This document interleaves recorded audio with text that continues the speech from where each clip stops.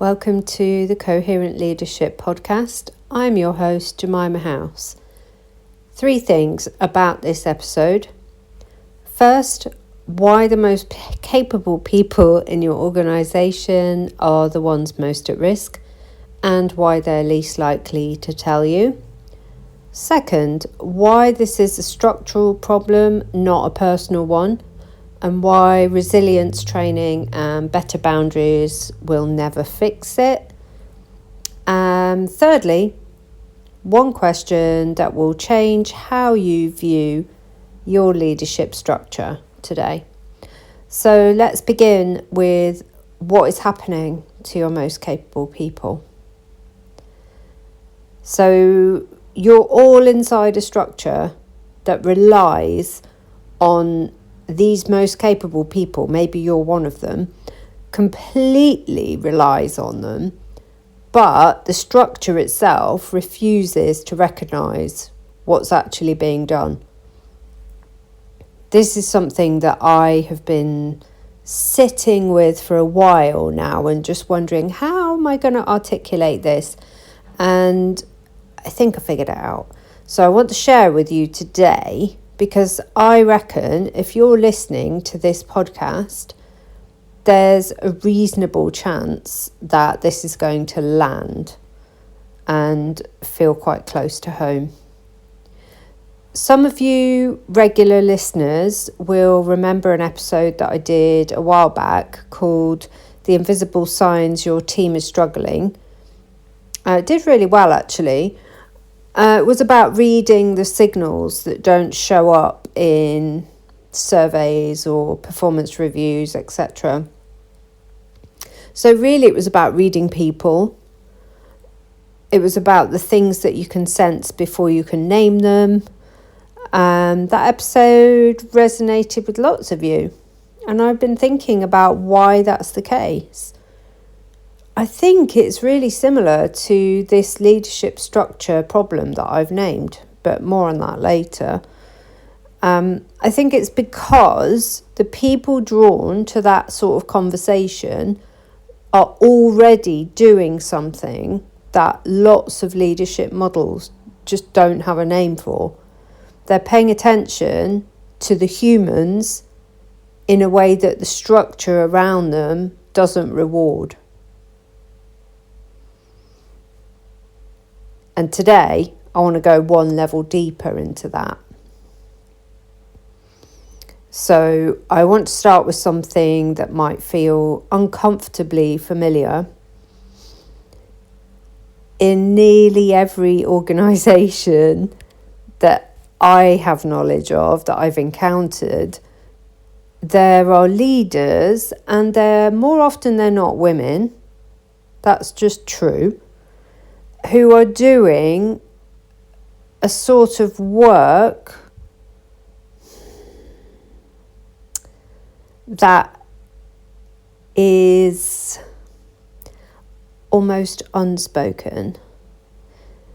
These people are the ones who notice when somebody is not as vocal in a meeting. They're the ones who are willing to have the difficult conversation that nobody else wants to touch. These people hold the team together after a restructure.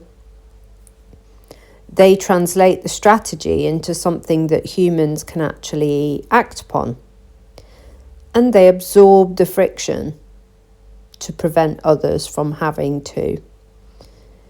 This work is constant. It's really skilled, and it is almost entirely invisible in the way that organisations measure contribution currently. So here's what I want you to notice. The organisation doesn't just overlook this work, it depends on it. The system continues to run partly because these people are carrying what the structure isn't holding. And that's a problem. It's a problem because capability without any structural support behind it is just another route to burnout. And what it reminded me of is, before I held this position, I spent years as a relationship coach, working privately with women, and I saw the exact same pattern play out in intimate relationships. So one person within the relationship, the one with the most capability, with the highest relational intelligence, ends up becoming the glue, doing all the work. The peacekeeper, the one who manages the emotional temperature of the whole thing, who anticipates, who repairs, who creates the conditions for the relationship to function. So the reason I mention this is because I can see patterns, and this one is just so obvious to me. When the relationship functions because of somebody's kind of over-functioning within it, the cost is invisible and cumulative until it isn't, until the relationship breaks, until that person goes, yeah, I'm not doing this anymore. I'm drawing the comparison because the mechanism is identical. When a system relies on the most capable person to absorb what the structure should be carrying, it's not sustainable. And the person carrying it often can't name it as a problem because they're so good at it, they're almost doing it unconsciously. You know, a bit like when you've learnt to drive a car and you've been driving for years. You can drive the car, you can change the radio, you can eat something, like you can do all the things. Unconscious competence, they call it. Within an organisation, this is likely happening, and because they're doing it, it's taken for granted, so nobody tells them to stop. So here's what I want to offer you today. This isn't a resilience problem. It's not a boundaries problem. It's not something that gets solved with a better routine or a coach to help the individual feel less overwhelmed. That's the band-aid. And also, it puts the responsibility where it oughtn't be. It's a structural problem. And it stems from the pyramid model of leadership.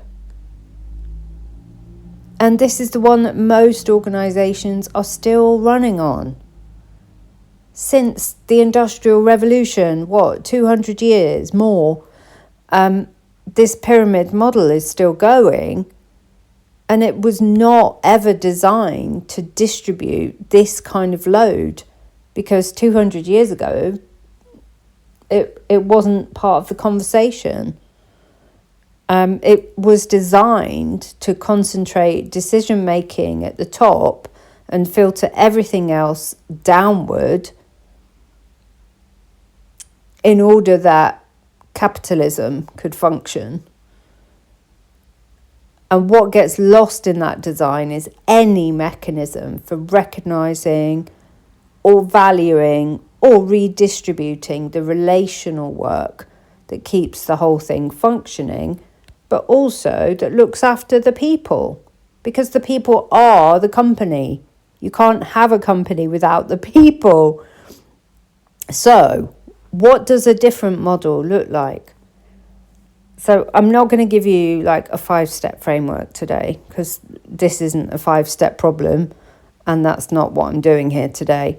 What I will tell you is that the organisations I believe that are ahead of the curve are the ones who are starting to ask a different question. You know, Tony Robbins says the quality of your life is predicated by the quality of your questions. So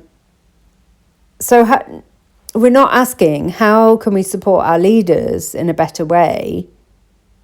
We're asking how do we build a structure that doesn't require any one person to carry what the whole system should be holding. That is the question. And that is the shift that goes from individual endurance to structural integrity. That's what I'm building my work around. And I am stating it as moving from a pyramid to a circular model of leadership. And the difference is not cosmetic, it's architectural.